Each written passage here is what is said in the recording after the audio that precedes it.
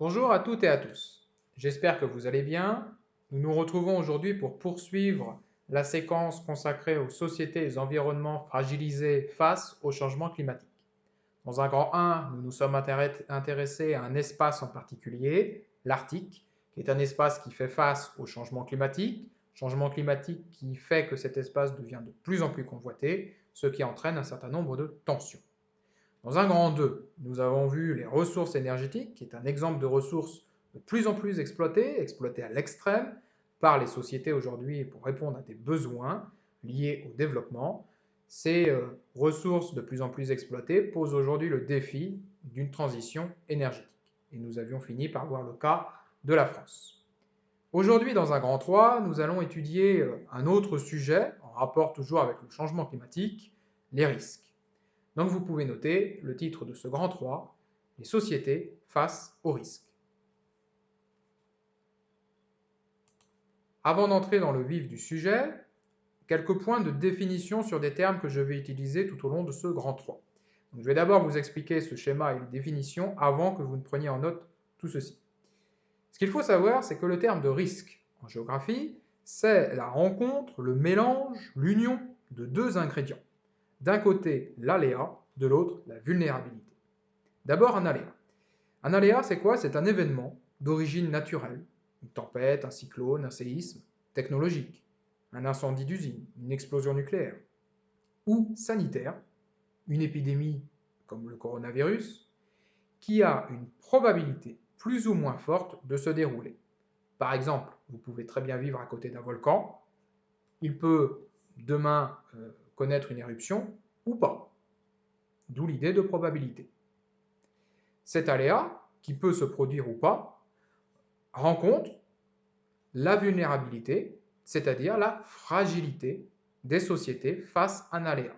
Et cette vulnérabilité, elle est plus ou moins forte par rapport au niveau de développement, au niveau de richesse du pays.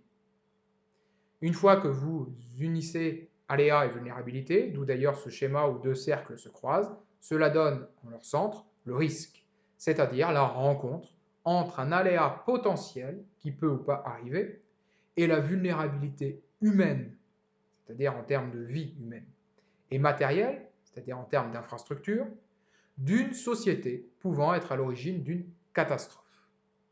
Et vous entendez régulièrement dans les médias d'ailleurs ce terme de catastrophe, qui peut être défini, on va le noter entre parenthèses, comme un événement destructeur à l'origine de victimes humaines et de destruction matérielle. Voilà. Donc n'hésitez pas maintenant à mettre sur pause pour avoir le temps de noter tout cela. Donc j'insiste véritablement là-dessus, pour qu'un risque soit vraiment un risque, il faut vraiment la rencontre entre les deux. Si par exemple demain vous avez une tempête dans un désert où il n'y a absolument aucune âme qui vive, aucun être humain, ce n'est pas un risque, puisqu'il n'y a pas de vulnérabilité. Pour qu'il y ait véritablement un risque, il faut qu'il y ait d'un côté l'aléa et de l'autre la vulnérabilité, donc la présence de sociétés humaines. Nous commençons tout de suite avec un grand A, des sociétés exposées à des risques variés et croissants. Nous allons étudier ici les différents aléas qui existent. Petit 1, les aléas naturels. Vous pouvez noter directement que les aléas naturels sont liés au fonctionnement de la planète. Il en existe deux catégories, deux points. Nous allons faire la liste de ces deux catégories. Donc là aussi, je vous invite à mettre sur pause pour avoir le temps de tout recopier. Premier type d'aléas naturels, c'est ce que l'on appelle les aléas sismiques et volcaniques, qui se localisent surtout à la limite des plaques tectoniques. La planète Terre, vous l'avez sans doute vu en SVT, si ce n'est pas cette année, les années précédentes, la planète Terre est divisée en différents morceaux que l'on appelle des plaques. Ces plaques donc, se juxtaposent les unes à côté des autres, elles se chevauchent parfois, et ces plaques bougent. En bougeant, vu la masse bien évidemment de ces plaques, cela entraîne des tremblements de terre, voire des séismes ou encore des tsunamis. Un point sur les tsunamis, le tsunami à l'origine c'est d'abord un séisme, mais c'est un séisme qui se passe en mer, en plein milieu de l'océan.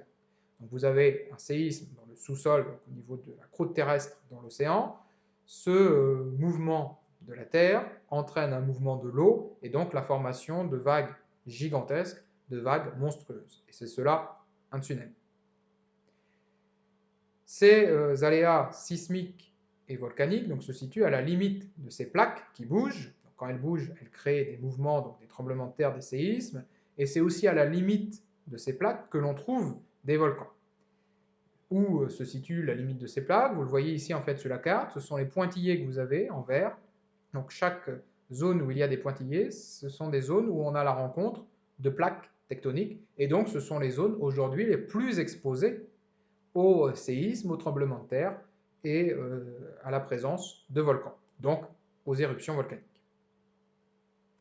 Les régions qui sont aujourd'hui les plus touchées par ces phénomènes sont ce qu'on appelle la ceinture de feu dans le Pacifique, donc, que vous avez ici, hein, c'est toute cette région qui va du Japon jusqu'à l'Indonésie, où il y a plusieurs fractures, plusieurs limites de plaques tectoniques. Deuxième région, c'est les Caraïbes, où on voit ici aussi qu'il y a une fracture, et il y a en même temps la présence de populations, et enfin la Méditerranée. Vous pouvez noter, premier tiret, en guise de trace écrite, les aléas sismiques et volcaniques, localisés surtout à la limite des plaques tectoniques, entre parenthèses, la ceinture de feu dans le Pacifique, donc c'est le nom qu'on donne à cette région où on a une concentration de volcans, les Caraïbes, ou encore la Méditerranée. Les séismes et les éruptions volcaniques sont dus au mouvement de la croûte terrestre. Vous aviez dans l'étude de cas à faire pour cette semaine un travail à faire sur le Japon, et notamment une première question portant sur les aléas qui touchent le Japon, avec ce document-ci. Normalement, vous avez dû identifier justement la présence de ces aléas sismiques et volcaniques, puisque le Japon se trouve au croisement de plusieurs limites de plaques tectoniques. Donc là aussi, c'est les pointillés que vous avez, donc vous voyez que le Japon est particulièrement touché, puisqu'il y a plusieurs plaques tectoniques qui ont leurs limites à proximité ou carrément même sur le territoire japonais. Ce qui entraîne aussi d'ailleurs la présence de volcans, puisqu'on compte pas moins de 11 volcans actifs, c'est-à-dire qu'ils peuvent avoir une éruption du jour au lendemain sur les différentes îles japonaises. Ces plaques tectoniques, ces limites de plaques tectoniques présentes à proximité ou carrément sur le territoire du Japon entraînent des séismes et donc des destructions parfois majeures, comme on peut le voir ici lors d'un séisme en septembre 2018. Donc, destruction de routes, destruction d'infrastructures. Donc, pour ces aléas sismiques et volcaniques, vous pouvez noter l'exemple du Japon, qui se trouve au croisement de plusieurs limites de plaques tectoniques, ce qui entraîne des séismes et des tsunamis, et la présence de 11 volcans actifs dans l'archipel.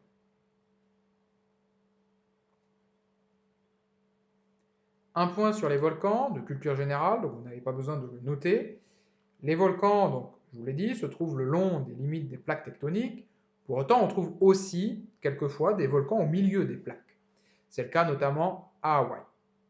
Il existe dans le monde deux types de volcans. Le premier type, c'est ce qu'on appelle les volcans explosifs, qui sont des volcans qui génèrent des colonnes de cendres et de roches, donc ce qui peut être particulièrement dangereux et dévastateur. C'est le cas, par exemple, de ce volcan, dont je ne prononcerai pas le nom, en Islande, dont la dernière éruption date de 2010 et qui a marqué les mémoires, puisque le nuage de cendres que ce volcan a généré a handicapé fortement l'Europe, qui a dû fermer plusieurs aéroports. C'est ce que vous voyez sur la carte juste ici, donc en gris là. Toutes les zones en gris sont en fait des zones où on trouvait un nuage de cendres au-dessous ou au-dessus de 6000 mètres d'altitude, ce qui empêchait forcément les avions de voler, donc fermeture d'aéroports. Comme quoi une catastrophe qui arrive à plusieurs milliers de kilomètres, à plusieurs centaines de kilomètres, peut avoir des impacts sur des pays aussi éloignés de l'Islande que la Suède, la Finlande ou la Pologne. Autre exemple de ces volcans explosifs, c'est le Vésuve, qui a marqué là aussi l'histoire, puisque c'est un volcan qui se trouve en Italie, qui est à l'origine de la disparition de la cité romaine, de la cité antique, de Pompéi, en 79 de notre ère. L'intérêt archéologique de cette éruption, c'est qu'elle a recouvert la cité de cendres, ce qui a permis de conserver en partie la cité, qui peut d'ailleurs être visitée aujourd'hui. Deuxième catégorie de volcans, c'est ceux que l'on appelle les volcans qui génèrent de la lave, c'est les volcans éruptifs. Ces volcans, lorsqu'ils rentrent en éruption, sont spectaculaires, mais sont moins dangereux tout de même que les volcans dont je vous ai parlé précédemment. Un exemple de ces volcans éruptifs, c'est le cas du Piton de la Fournaise à La Réunion, qui rentre régulièrement en éruption. La dernière en date datait de août 2019. Donc voilà, première catégorie d'aléas, les aléas naturels, les aléas sismiques et volcaniques, qui sont liés donc à la croûte terrestre et aux plaques tectoniques. Deuxième type d'aléas naturels, cette fois-ci les aléas climatiques. Par là, on entend les cyclones, les sécheresses, canicules, incendies, les inondations, etc. Ces aléas climatiques sont liés, comme leur nom l'indique, en fait, à la présence de différents climats sur la planète. Si je prends la carte, pour le moment vous ne notez pas la trace écrite, mais si je prends la carte des différents climats sur la planète, vous avez trois types de milieux, ce qu'on appelle les milieux froids ou polaires situés au niveau des pôles, donc aux extrémités de la Terre, les milieux tempérés, comme c'est le cas par exemple en France, et les milieux chauds ou tropicaux, qui là par contre vont nous intéresser. Alors ces zones que l'on appelle les zones tropicales, elles se situent tout simplement entre le tropique du Cancer, que vous avez juste ici, et le tropique du Capricorne, ici. Donc toute la zone qui se trouve entre les deux, c'est ce qu'on appelle la zone tropicale. Et c'est dans cette zone tropicale, justement, que l'on trouve le plus d'aléas climatiques. Si je reprends la carte des aléas, vous voyez que pile entre ces deux tropiques, c'est là que l'on trouve notamment la trajectoire des cyclones, qui sont extrêmement dévastateurs. Il y a quelques exceptions, puisque vous voyez que les cyclones peuvent aller jusqu'au Japon, qui dépasse le tropique du Cancer, ou encore aux États-Unis. Mais de manière générale, c'est là que l'on trouve en majorité ces cyclones. Ces cyclones, d'ailleurs, ont des saisons, des saisonnalités. Par exemple, dans la région des Caraïbes, particulièrement touchée par les cyclones, on a une saison des cyclones qui va de juin à novembre. De même, si vous habitez en Asie, vous savez qu'il y a une saison des cyclones là aussi qui va d'avril à janvier. Donc c'est une saison qui est très longue, quasiment toute l'année, vous pouvez avoir des cyclones. Dans ce climat tropical, vous avez aussi le phénomène de mousson, qui se caractérise par des pluies diluviennes, des pluies très massives, ce qui entraîne un certain nombre d'inondations, de destruction de terrain. C'est le cas notamment en Inde. Ou un phénomène de sécheresse. C'est notamment le cas dans cette région que l'on appelle la Corne de l'Afrique, la zone de l'Éthiopie, de la Somalie, où on a régulièrement des sécheresses, ou encore en Australie, et là je fais appel à l'actualité récente, de ces derniers mois en tout cas, puisque fin 2019, vous aviez une sécheresse qui avait entraîné un certain nombre d'incendies dont on a beaucoup parlé dans l'actualité. Vous pouvez donc noter, deuxième tiret, les aléas climatiques, donc cyclones, sécheresse, canicule, incendie, je mets tout ça ensemble puisque c'est lié, inondations, etc. Ils sont liés, ces aléas climatiques, aux différents climats de la planète. Les zones tropicales sont les plus exposées à ces aléas, avec des zones de cyclones et des zones de sécheresse, par exemple en Australie. Mettez bien sûr pause pour avoir le temps de copier tout ça avant qu'on ne passe à la suite.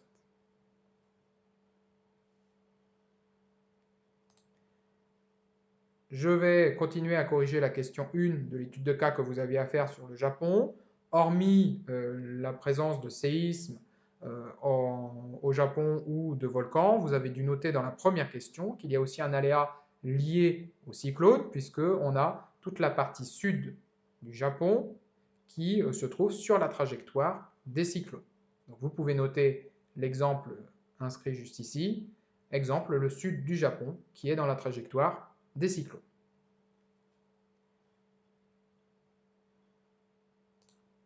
Alors maintenant, dans les zones tempérées. Dans les zones tempérées, on trouve des aléas climatiques, certes, mais normalement de moindres envergures. Dans les zones tempérées, ça passe notamment par des tempêtes l'hiver, c'est le cas par exemple en France, notamment sur le littoral breton, le littoral atlantique, ou encore des tornades sur les terres qui peuvent se former, et c'est le cas régulièrement aux États-Unis. Donc ça, vous le notez directement à la suite du paragraphe, du tiret sur les aléas climatiques. Voilà, nous venons de voir ici un premier type, une première catégorie d'aléas, que sont les aléas naturels. Donc là, on n'y peut rien, c'est la nature qui est à l'origine de ces premiers aléas, qui se divisent en deux, aléas d'un côté sismique et volcanique, et de l'autre, les aléas climatiques. Maintenant, on va passer à un deuxième type d'aléas, les aléas technologiques et les aléas sanitaires. Ces aléas technologiques, ils sont fortement liés à l'activité humaine. On peut parler de pollution, d'accidents industriels, donc que ce soit des explosions, des incendies d'usines ou de centrales, ou encore des marées noires. En fait, là, ce qu'il faut comprendre, c'est qu'avec les aléas technologiques, ce sont les sociétés humaines qui créent elles-mêmes de nouveaux aléas et donc de nouveaux risques. Un exemple de ces aléas technologiques, avant de passer à la trace écrite, c'est le cas en 2010 de l'explosion de la plateforme pétrolière Deepwater aux États-Unis. Donc on est en plein dans le golfe du Mexique. On avait une centrale, une plateforme pétrolière gigantesque dont l'objectif était d'exploiter toujours plus le pétrole situé dans la croûte terrestre. Le problème, c'est qu'il y a eu un incendie sur cette plateforme qui a pris feu. Bien évidemment, avec le pétrole à bord, ça a été un feu dévastateur. Et le pétrole qui était contenu dans la plateforme a entraîné une marée noire gigantesque et donc une catastrophe environnementale sans précédent. Je vous ai déjà présenté les conséquences d'une marée noire la fois dernière dans le Grand 2 sur les ressources énergétiques. Vous voyez tous les dommages que cela peut faire au niveau de la nature environnante. Donc les côtes états-uniennes, les côtes mexicaines, les côtes des îles dans les Caraïbes étaient couvertes de ces nappes de pétrole. Ça a d'ailleurs donné lieu à un film sur cette catastrophe qui s'appelle Deepwater et qui est sorti en 2016. Un autre type d'aléa technologique, pour rappel, un aléa peut se produire ou pas. Les centrales nucléaires, et le Japon en possède d'ailleurs plusieurs, à présent il en possède 3 qui sont actives, qui sont symbolisées par ces cercles, juste ici, et vous en aviez une 4e jusqu'en 2011, qui est la centrale de Fukushima, dont on parlera un peu plus loin. D'accord ? Donc là, vous avez typiquement un aléa technologique, c'est-à-dire une possibilité de risque, soit un accident peut arriver, soit un accident ne peut ne pas arriver. Vous pouvez donc noter, en guise de trace écrite, petit 2, les aléas technologiques et sanitaires. Les aléas technologiques sont liés aux activités humaines, donc pollution, ça peut être notamment pollution de l'air, pollution de l'eau, pollution de la terre, accidents industriels, que ce soit une explosion ou l'incendie d'une usine ou d'une centrale, des marées noires, etc. Là, ce qu'il faut bien comprendre, c'est que les sociétés humaines créent de nouveaux aléas. Un exemple à retenir, l'explosion de la plateforme pétrolière Deepwater aux États-Unis en 2010.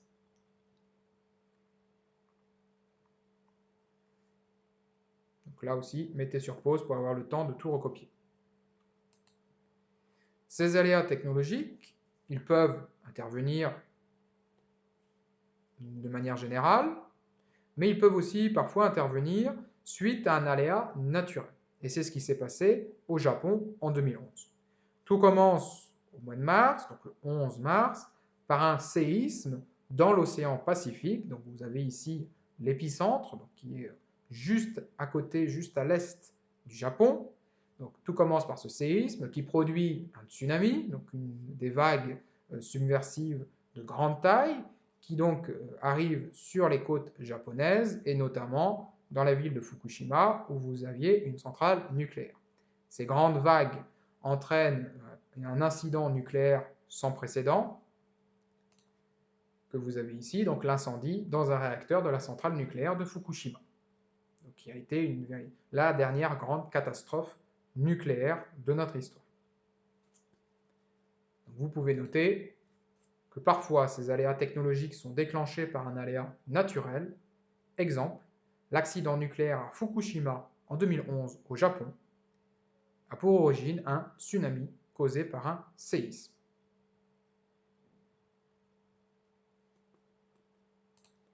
Un point sur les conséquences d'une catastrophe nucléaire. que vous avez ici sous forme de schéma. Donc une catastrophe nucléaire entraîne un nuage chargé de ce qu'on appelle des radionucléides, donc en fait un nuage radioactif. Alors il y a d'abord une contamination de l'homme. L'homme il peut être contaminé par l'alimentation, le fait de respirer de l'air radioactif, l'exposition au rayonnement émis par les dépôts radioactifs, donc le fait de vivre à côté d'une centrale nucléaire qui a connu un incendie ou une explosion. Tout cela entraîne un certain nombre maintenant de conséquences sur la santé humaine, notamment des déformations, des cancers, etc. Il y a aussi une contamination du milieu aquatique, c'est-à-dire que cette radioactivité descend dans les sols et contamine les nappes phréatiques. Cela passe aussi par l'ingestion par les animaux. Donc les animaux d'élevage et la faune sont contaminés par les végétaux qu'ils mangent, puisque la radioactivité tombe sur les végétaux. Et vous avez également une pollution radioactive dans l'océan, et c'est surtout ce qui s'est passé à Fukushima, étant donné la proximité avec l'océan et l'utilisation de l'eau de mer pour arrêter l'incendie. Donc aujourd'hui, on le sait, l'océan à proximité de Fukushima est hautement radioactif.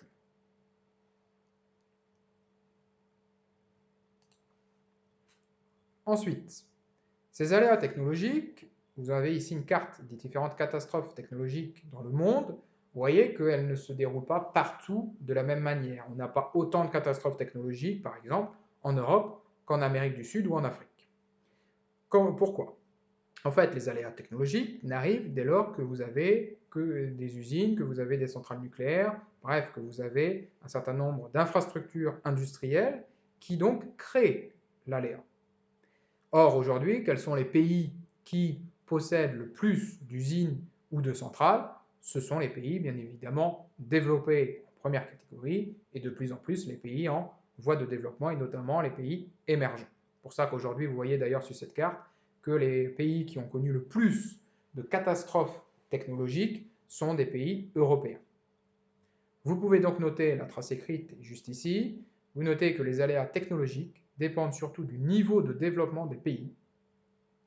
La conséquence en est qu'ils sont plus nombreux dans les pays développés et en hausse dans les pays émergents.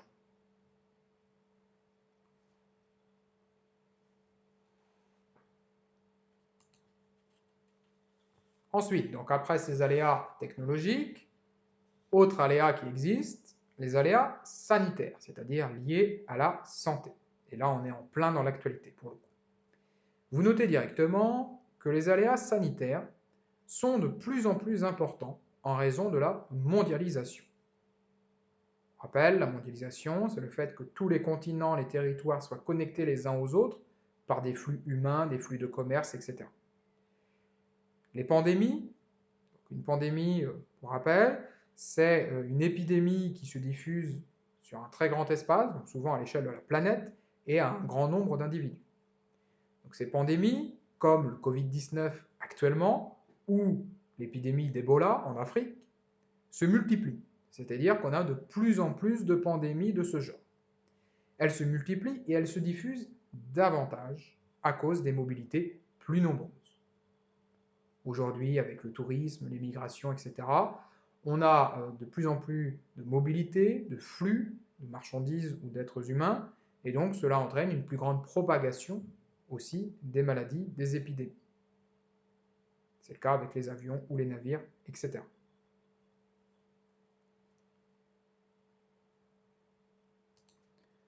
Un cas particulier à présent avec les moustiques. Les moustiques, on le sait bien maintenant, sont propagateurs de maladies, de virus, et donc sont dangereux de ce point de vue-là. Les moustiques, ils sont surtout présents dans les zones tropicales, puisque ce sont des zones chaudes et humides, donc c'est très propice à la reproduction de ces moustiques, et ces moustiques transmettent des maladies comme le paludisme, le chikungunya ou encore le virus Zika, qui ne se transmettent pas forcément d'homme à homme, mais qui se transmettent avec le moustique qui va lui piquer un homme puis un autre. Ces moustiques, le problème, c'est que ces moustiques arrivent aujourd'hui dans de nouveaux pays, donc ils quittent la zone tropicale des fois pour arriver dans des zones plus tempérées, grâce aux navires de commerce. On a notamment des palettes qui servent à transporter les marchandises, et les moustiques restent dessus, et donc arrivent ensuite dans les ports de commerce des pays du monde entier. C'est le cas d'un moustique en particulier, le moustique tigre, qui est arrivé aujourd'hui en France, donc vous avez ici en photo, et qui est aujourd'hui particulièrement surveillé en France parce qu'il peut être porteur de maladies. Vous voyez ici que tous les départements en rouge sont des départements où on a une présence déclarée officiellement du moustique tigre. Vous voyez que l'Oise aujourd'hui est notée comme interception ponctuelle lors des 5 dernières années. Donc il y a déjà eu des moustiques tigres, pour autant il n'y a pas encore une invasion massive de ce moustique dans l'Oise. Cependant, si vous prenez l'évolution de la présence de ce moustique tigre en France, vous voyez qu'en 2004, il y avait quelques présences dans le sud-est de la France. 2018, on a une moitié à peu près des départements français qui sont touchés par ce moustique venant des tropiques. Donc vous notez en guise de trace écrite, exemple, les moustiques présents dans les zones tropicales et qui transmettent à l'homme des maladies comme le paludisme, le chikungunya ou le virus Zika. Ces moustiques arrivent dans de nouveaux pays par les navires de commerce. Exemple, le moustique tigre surveillé en France. N'hésitez pas à mettre sur pause avant que l'on passe au petit 3. Petit 3, des aléas accentués par le changement climatique. Jusque-là, on a présenté les 3 grandes catégories d'aléas, naturels, technologiques, sanitaires. On va voir maintenant que ces aléas, surtout les aléas naturels, sont renforcés malheureusement par le changement climatique. On le voit assez bien avec le schéma que vous avez ici. Donc, le réchauffement de la Terre entraîne un certain nombre de phénomènes ou accélère un certain nombre de phénomènes. Donc, c'est notamment les précipitations brutales et intenses. On en a connu ces derniers mois. Les inondations côtières, donc il y a de plus en plus d'inondations, on le constate au moment des informations dans les médias, des cyclones qui sont aussi plus violents, des incendies de forêt, des vagues de chaleur qui entraînent des incendies de forêt, je parlais tout à l'heure de l'Australie, ou encore, dernier phénomène qui va prendre de l'ampleur avec le changement climatique, l'élévation du niveau des océans, dont je vais reparler dans un instant. Vous avez aussi l'acidification des océans, c'est-à-dire des océans qui deviennent de plus en plus acides, ce qui fait qu'aujourd'hui, la masse de poissons, ce qu'on appelle les ressources halieutiques, diminue dans le monde.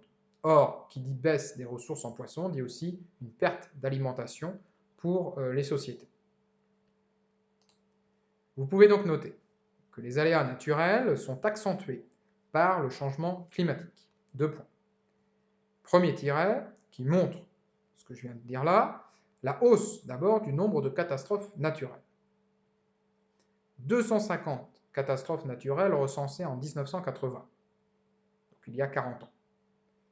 730 en 2017. Donc on constate quand même que de plus en plus, on a des catastrophes naturelles plus nombreuses. Deuxième tiret, deuxième preuve de l'impact du changement climatique, vous notez que le changement climatique renforce l'intensité, autrement dit la violence, des aléas naturels. Un exemple avant de parler de l'Australie. Les cyclones. Les cyclones, vous savez peut-être, sont classés en différentes catégories suivant leur violence, suivant la violence, la force des vents. La catégorie la plus élevée, c'est la catégorie numéro 4, avec des vents entre 210 à 250 km/h. On considérait qu'en 1990, ce genre de cyclone de catégorie 4 n'arrivait qu'une seule fois par siècle, qu'une seule fois tous les 100 ans. Vers 2100, on considère qu'il y aura un cyclone de catégorie 4 tous les 5 ans, en moyenne. Donc on voit bien là le renforcement de l'intensité, de la violence de ces aléas. Autre exemple que là par contre vous notez, l'exemple de la sécheresse et des incendies en Australie en 2019.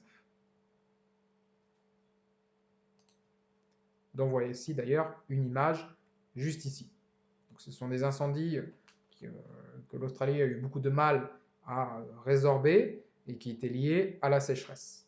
Ce qui a entraîné d'ailleurs des dommages très importants au niveau de la faune et de la flore, et des images qui ont été véhiculées par les médias, notamment ces koalas qui demandaient de l'aide aux êtres humains puisqu'ils étaient brûlés, assoiffés.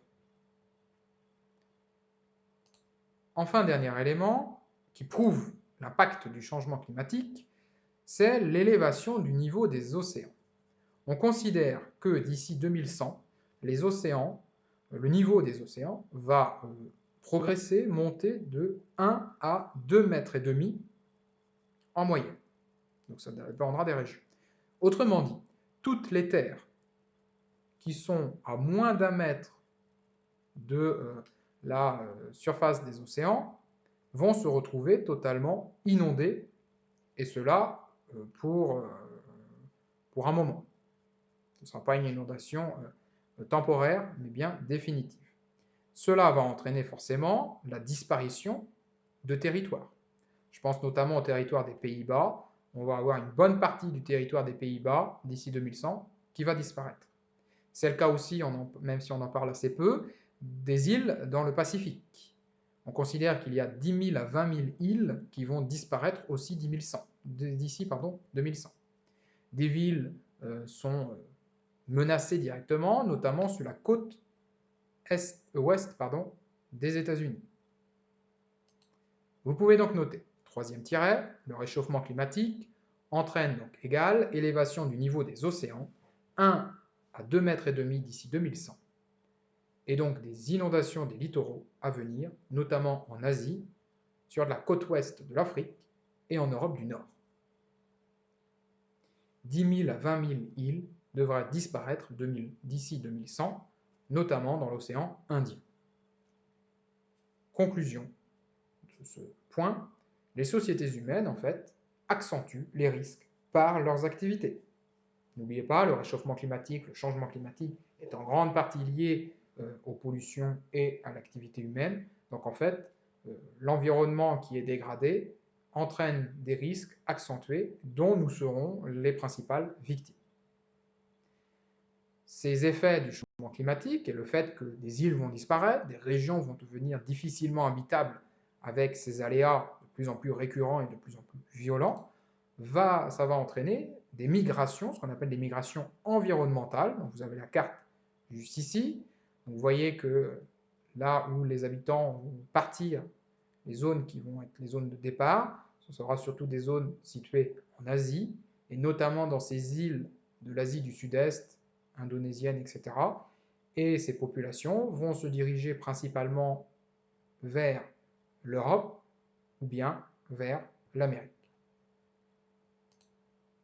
Vous pouvez noter qu'avec l'augmentation des aléas en raison du changement climatique, des dizaines de millions de migrants sont à prévoir. D'après l'ONU, il faudrait d'ici 2050, c'est-à-dire d'ici 30 ans seulement, prévoir 143 millions de migrants qui se déplacent pour des raisons climatiques, pour des raisons environnementales, dans le monde. Ce qui d'ailleurs entraîne un débat aujourd'hui, un débat sur le statut de réfugié climatique. Vous le savez peut-être, en France, on peut accueillir des réfugiés politiques, donc qui sont menacés par exemple pour des raisons politiques dans leur pays. Est-ce qu'il faut aujourd'hui créer un autre statut qui serait le statut de réfugié climatique, c'est-à-dire accueillir des personnes, des populations qui font face à la disparition de leur territoire à cause du réchauffement climatique? La question va se poser de toute façon dans les années à venir. Un terme de vocabulaire pour finir ce grand A, celui de pandémie, qui est la diffusion d'une épidémie sur une grande surface et à un grand nombre d'individus. Nous avons donc fini cette présentation sur les aléas. Vous allez pouvoir regarder maintenant ou demain, un autre jour, le grand B qui portera cette fois-ci sur la vulnérabilité différente d'un pays à l'autre. Bonne journée à vous et bon courage.